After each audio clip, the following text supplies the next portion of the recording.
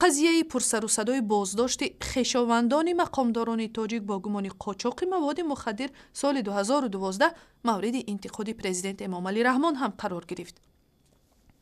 و حالا در خط با دوشنبه همکارم میرزا نبی خالقزاد قرار دارد. سلام میرزا نبی، بیایید نخست درباره تاریخچه همین قضیه بازداشت عمرов یادآور شوید. از بس که فریدون عمرов برادر معاون رئیس کمیته امنیت ملی تاجیکستان بود، پرسر و صداترین خبر در آن شب و روز محسوب میشد، زیرا هم خود فریدون از یک طرف مسئول نهاد مبارزه با مواد مخدر و از طرف دیگر برادر منصور عمرov معاون رئیس کمیته امنیت ملی، این بازداشت او در ذهن مردم یک چیزی غیر انتظار و شبهه آور و چیزها را به بار آورد که از پرسر و صداترین خبر به شمار میره و در ماه آگوست سال بعد یعنی سال 2012 دادگاه فریدون عمرov را به 7 سال زندان و همشریک او رستم حییتوف را به 24 سال محکوم کرد.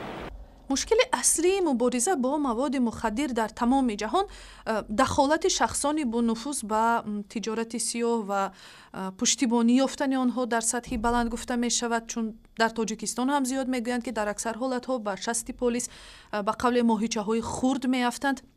تا کجا تاجیکستان توانسته است در مبارزه با این جنایت ها پیشرفت کند؟ واقعا این نکته خیلی جالبه، زیرا یک سوال اساسی ژورنالیست ها در برابر آژانسی خصوصا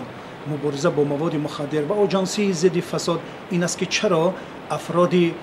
بیشتر، یعنی به اصطلاح بگوییم ماهیچه ها بازداشت میشوند اما افراد نهنگ ها به اصطلاح امروز بازداشت نمیشوند و یا اینکه پرونده های اونها پنهانی صورت میگیرد یا اینکه در معامله ها اونها آزاد میشوند و این چیزها برای ژورنالیست ها پنهان میمونند. ما میتوانیم افرادی را که در مقامات مهمی خصوصا مبارزه با مواد مخدر مسئول هستند و بازداشت میشوند و افرادی که در مقامات بلندپایه تاجیکستان هستند و با مواد مخدر بازداشت میشوند تنها با انگشت برشماریم. اگر یکی این حادثه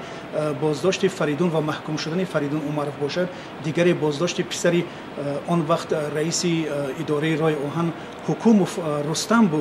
رستم حکومت بود که در روسیه بازداشت شد و رسانه‌های روسیه این را به تمام جامعه جهانی آشکار کردند و پخش کردند. تشکر. همکارم میرزا نبی خالقزاد از دوشنبه با ما صحبت میکرد.